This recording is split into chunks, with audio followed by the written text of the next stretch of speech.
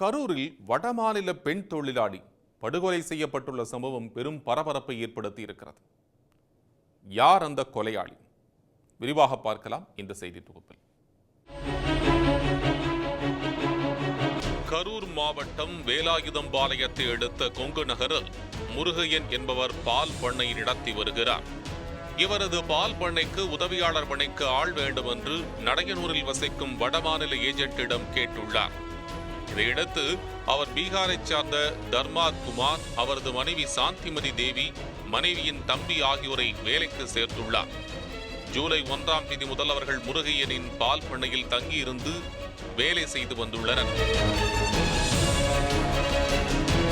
இந்த நிலையில் வியாழக்கிழமை அதிகாலையில் சாந்திமதி தேவியை அவரது கணவர் தாக்குவதாக சாந்திமதி தேவியின் தம்பி அருகே வசித்தவர்களிடம் சென்று தெரிவித்துள்ளார்.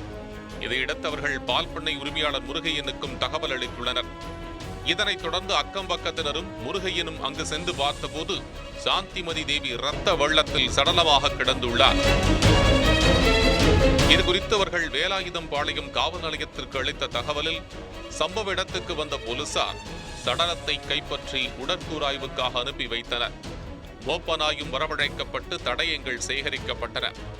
சாந்திமதி தேவியின் சகோதரனிடம் விசாரித்த போது கணவன் மனைவி இடையே குடும்ப தகராறு ஏற்பட்டு வந்ததாகவும் அதில் சண்டை ஏற்பட்டதாகவும் கூறியுள்ளார்.